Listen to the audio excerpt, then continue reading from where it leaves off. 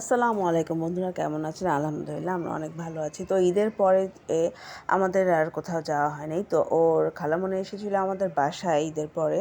তো ঈদ পরে ওদের জন্য কিছু ফল নিয়ে এসেছিলো। তো ওরা দেখছিল কী ফল এনেছিল, কী কখন খাবে, এসব নিয়ে নানা ধরনের ভাই বোনদের কথাবার্তা চলছিল।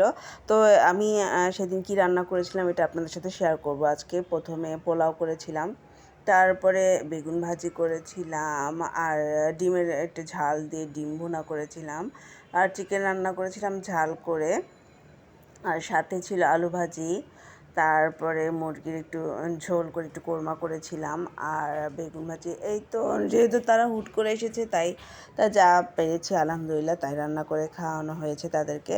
তো তারা এসেছিলো দুপুরবেলা, আর দুপুরবেলা খাওয়া দাওয়া শেষ করে তারপর তার ছেলে এসেছিলো, 2 ছেলে। আর ওর একটা কাজিন, পুষ্পিতার কাজিন, ও ঢাকায় পড়াশোনা করে, সেও এসেছিল।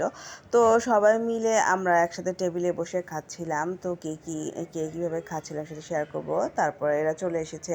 এরা আস্তে আস্তে বিকাল করেছিল, তাদের একটা কাজ ছিল, সে কাজ শেষ করে আমাদের বাসায় এসেছে। তো অনেক দিন পরে ওরা এই প্ল্যান করেছে যে খালামণির বাসায় ঈদে যাওয়া হয়নি, তো ঈদে যাব আর খালামণির হাতে রান্না খাবো। তো এই তারা টেবিলে বসে সবাই মিলে একসাথে মজা করছিল আর খাচ্ছিল, গল্প করছিল।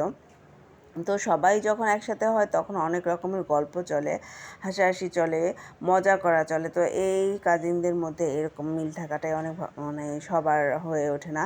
তো এই তো আমি কী রান্না করেছিলাম, তারপরে খাচ্ছিল, হাসাহাসি করছিল। তো হাসাহাসি করছিল, মজা করছিল, আর ফারিস্তা একটু পর এসে তাদেরকে ডিস্টার্ব করছিল যে ভাইয়া তোমার কী লাগবে, তুমি এটা নাও এটা নাও। আর যেহেতু ওর বড় ভাইয়া, তো ও অনেক রকমের মজা করছিল ভাইয়াদের সাথে। ভাইয়াদের বলছিল ভাই তুমি কেমন আছো, তুমি বড় হয়ে গেছো, এই নানা ধরনের গল্প। তো আমার এই ভিডিও যদি আপনার ভালো লেগে থাকে পাশে থাকবেন, শেয়ার করবেন। আল্লাহ হাফেজ।